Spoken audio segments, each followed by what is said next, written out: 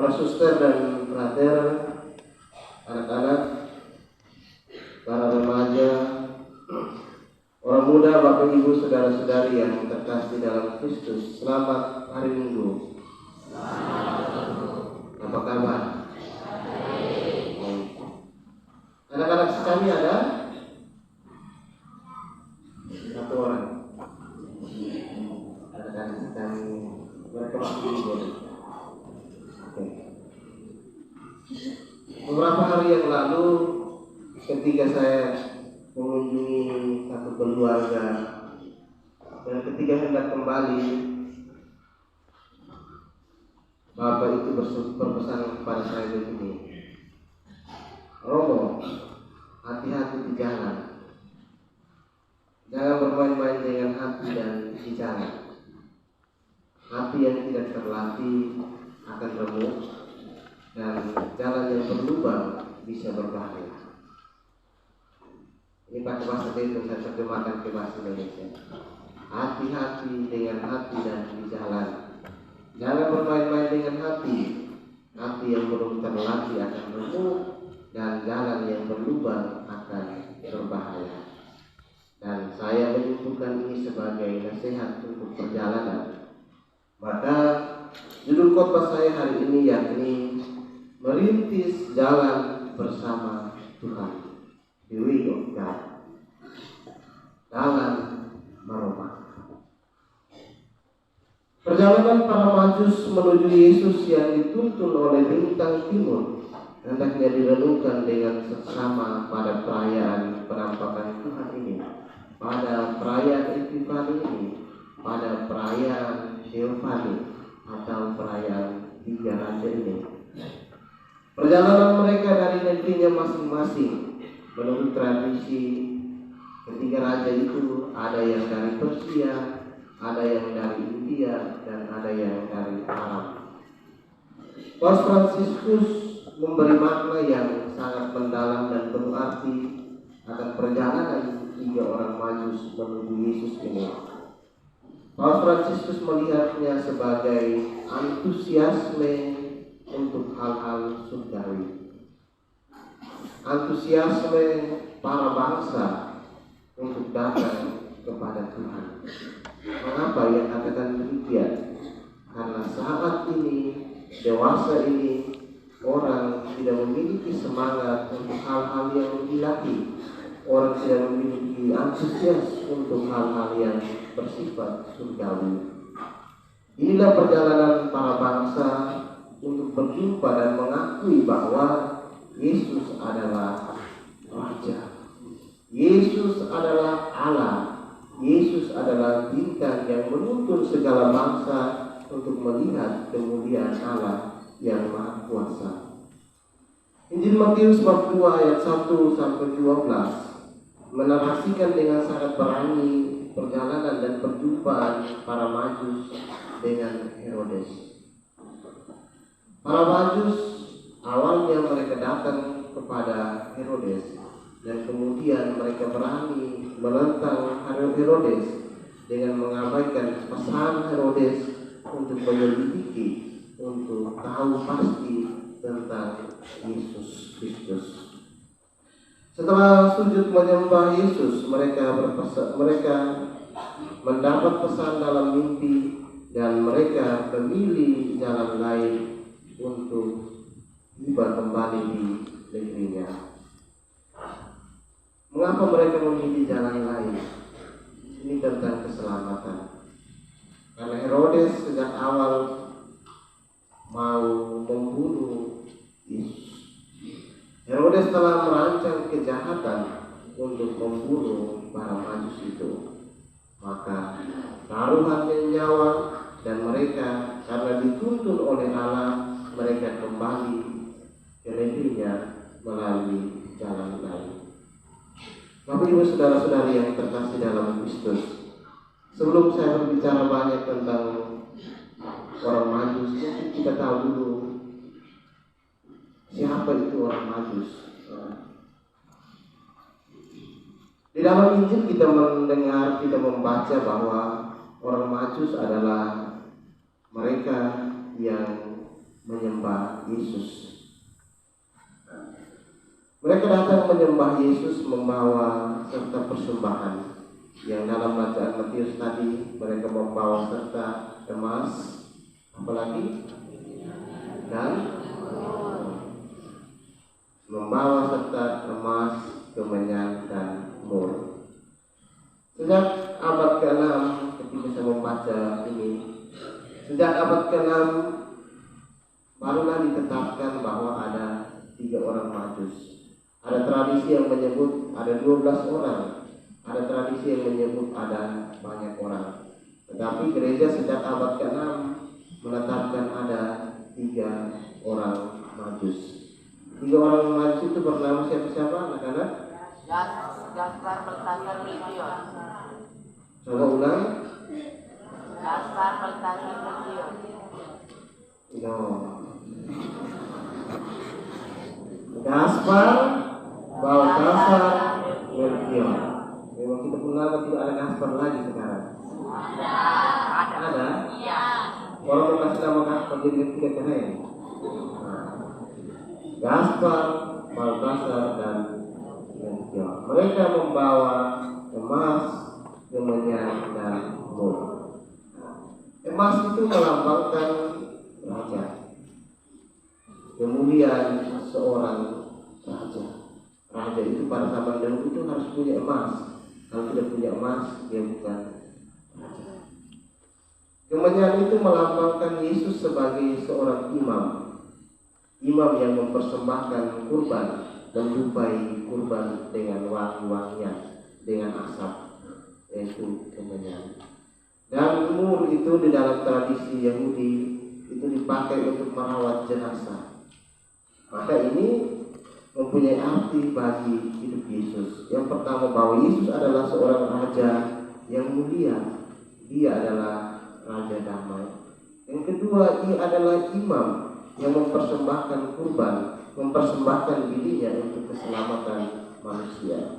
Dan yang ketiga adalah mur, bahwa Yesus adalah Allah dan Yesus adalah manusia. Dan sebagai manusia, dia mati di kayu salib. Kalau pasca kita mendengarkan kisah bagaimana Nikodemus menurunkan jenazah Yesus, dia merawat jenazah itu dengan minyak mur. Saudara-saudari yang terkasih dalam Kristus, orang Majus menurut Paus Benedictus yang baru saja meninggal dalam bukunya Jesus of Nazareth, Yesus dari Nazaret, dia memberi 4 poin tentang siapa itu orang Majus. Yang pertama, orang Majus adalah anggota imam dari bangsa Persia.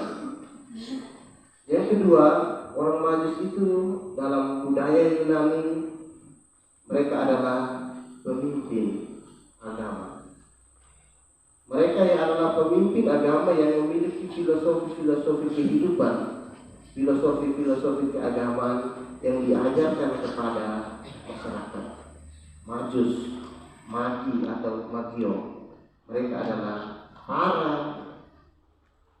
kaum terpelajar yang memiliki filosofi di dalam hidup mereka. Yang ketiga, Majus bisa berarti orang yang mempunyai atau menggunakan pengetahuan dan kemampuan adikogniti.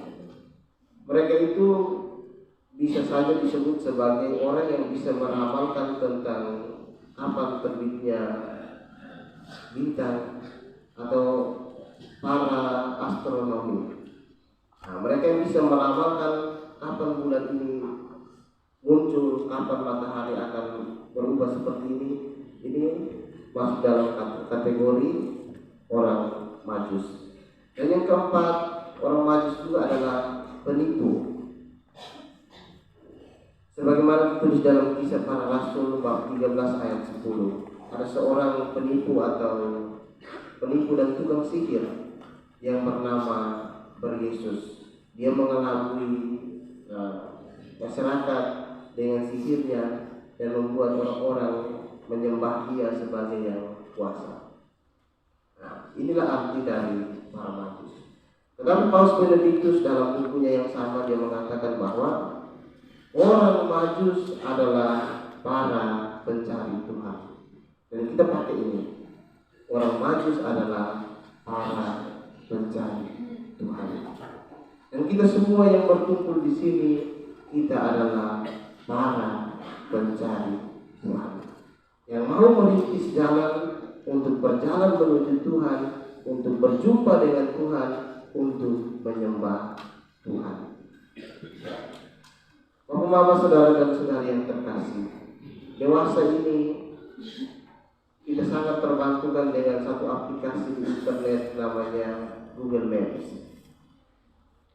Ini orang-orang muda sering pakai Grab, sering jalan kalau tidak tahu tempat mereka pakai Google Maps. Google Maps itu membantu kita untuk sampai kepada tujuan, tetapi juga tidak jarang dia bisa menyesatkan kita, membuat kita keliru. Kalau adik-adik atau Bapak Ibu pernah nonton di TikTok, ada satu pengendara, dia melewati satu jurang. Nah, di sebelah kanannya adalah jurang. Lalu Google Maps bilang begini, belok kanan Anda akan tiba 100 meter lagi. Yang terjadi adalah dia akan masuk di dalam jurang itu. Maka Google Maps itu keliru. Google Maps itu membuat kita tersesat dan juga bisa mematikan kita. Tetapi saudara-saudari yang terkasih, kita membaca di hari ini, bintang yang menuntun para Majus itu tidak pernah membuat para Majus tidak pernah menyesatkan mereka, tetapi justru ia selalu berada menuntun mereka untuk tiba kepada Yesus. Oleh karena itu, mari kita memeriksa perjalanan iman kita masing-masing. Apakah kita masih berada dalam semangat tempat parkir? Iman kita ini iman tempat parkir. Kita parkir di satu tempat dan kita diam di sana. Kita sedang berhenti dengan kepuasan diri kita masing-masing, dengan keinginan kita masing-masing. Kita bertanya di dalam diri kita, apakah kita terjebak di dalam kepuasan untuk mencari? Kita bertanya di dalam diri kita, apakah kita sementara terjebak, kita berhenti oleh keinginan, oleh nafsu, oleh hasrat kita untuk menjadi lebih besar dan kita mengabaikan Tuhan. Kita memeriksa perjalanan kita. Apakah iman saya itu sementara berhenti atau iman saya itu sementara bergerak? Kita kan imannya wafatin atau la'abahuin atau la'abahutu. Kita memeriksa perjalanan iman kita, memeriksa kehidupan kita. Apakah kita sedang bergerak ke depan atau kita berhenti di tempat parkir yang oleh saya sebut sebagai iman tempat parkir, mencari keamanan, mencari kepuasan, mencari keinginan diri sendiri. Saudara dan saudari yang terkasih dalam Kristus, sebagai orang beriman, kita adalah para Majus yang dalam kegelisahan selalu mencari Tuhan. Kita adalah para pencari Tuhan. Lalu pertanyaannya yang sering muncul, bagaimana kita mencari Tuhan? Bagaimana kita mencari Tuhan? Banyak orang mencari Tuhan, tetapi mereka tidak menemukan Tuhan, mereka menemukan diri mereka sendiri. Banyak orang mencari Tuhan, tetapi bukan Tuhan yang ditemukan, tetapi keinginan mereka yang ditemukan. Paus Fransiskus pernah mengatakan demikian, saya ingat, kalau kamu mau mencari Tuhan, Tuhan itu lebih berbicara banyak melalui pertanyaan, bukan jawaban. Tuhan itu berbicara lebih banyak kepada manusia melalui pertanyaan-pertanyaan, bukan jawaban. Ingat ini baik-baik. Tuhan berbicara lebih banyak kepada manusia melalui pertanyaan-pertanyaan, bukan jawaban-jawaban. Pertanyaan pertanyaan itu bisa muncul dari siapa saja. Pertanyaan itu bisa terjadi di mana saja, dalam kondisi apa saja. Dan di sanalah kita bergulat dengan pertanyaan dan kita menemukan jawaban di dalam Tuhan. Ibu dan bapak, saudara-saudari yang terkasih dalam Kristus. Tadi saya bertanya, apakah perjalanan iman kita sedang berhenti atau bergerak? Saya bertanya kepada bapak-bapak sekali lagi, apakah perjalanan kita mau selamat atau berbahaya? Tahun 2023 perjalanan kita mau selamat atau berada dalam bahaya? Setiap kita menghendaki perjalanan yang selamat. Sehingga ada selamat pagi, ada selamat siang, ada selamat. Selamat. Kita menghendaki satu perjalanan yang selamat. Namun saudara-saudara yang terkasih, saya ulangi yang sama. Setiap perjalanan yang selamat sampai tujuan tidak pernah baik-baik saja. Perjalanan apapun tidak pernah berada dalam kondisi baik-baik saja. Para Majus masih berhadapan dengan masalah, berhadapan dengan Herodes. Dan demikian pun hidup kita. Kita berhadapan dengan berbagai persoalan. Kita berhadapan dengan berbagai kondisi, baik suka maupun duka. Ada kegagalan, ada keberhasilan, ada tantangan dan cobaan, ada hasil yang memuaskan. Dan inilah yang disebut sebagai proses hidup. Dan semua orang yang masih hidup di dunia ini akan selalu berhadapan atau mengalami proses kehidupan ini untuk sampai pada selamat. Tidak ada kehidupan yang namanya baik-baik saja. Ada suka, ada duka, ada tantangan, ada cobaan, ada kegagalan, ada keberhasilan. Tetapi ingat saudara dan saudari, bahwa tantangan, cobaan, kekalahan, keberhasilan yang kita alami itu tidak membuat kita diam di tempat parkir. Hidup harus terus berjalan. Maka hidup disebut perjalanan. Hidup harus terus berproses. Maka nikmatilah proses hidup ini. Menikmati proses dan proses menikmati, ini dua hal yang harus pakai.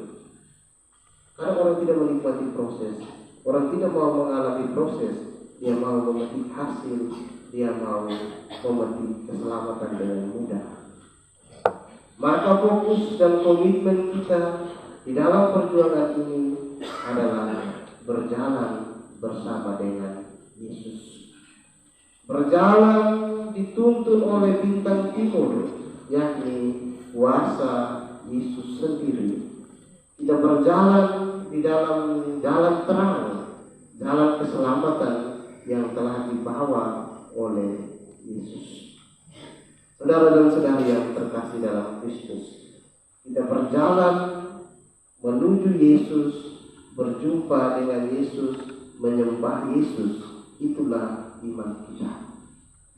Beriman berarti berjalan menuju Yesus, menjumpai Yesus, menyembah Yesus, dan mencintai Yesus. Kalau kita belum sampai tahap ini, berarti kita belum beriman dengan baik. Berjalan menuju Yesus, menjumpai Yesus, menyembah Yesus, dan mencintai Yesus.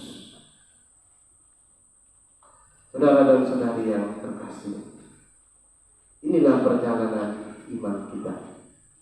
Perjalanan selalu menuju kepada Yesus untuk menyembah dan mencintai Dia. Mari kita sekali lagi memeriksa diri kita, memeriksa batin kita, memeriksa kehidupan kita. Apakah kita masih dituntun oleh bintang yang sama? Kita masih berjalan di jalan terang yang sama? Kita masih berada di dalam lindungan, di dalam semangat Kristus? Kalau tidak lagi, mari kita mulai berbenah. Mari kita mulai memperbaiki diri kita, merintis jalan hidup kita, sehingga jalan kita adalah jalan yang selamat.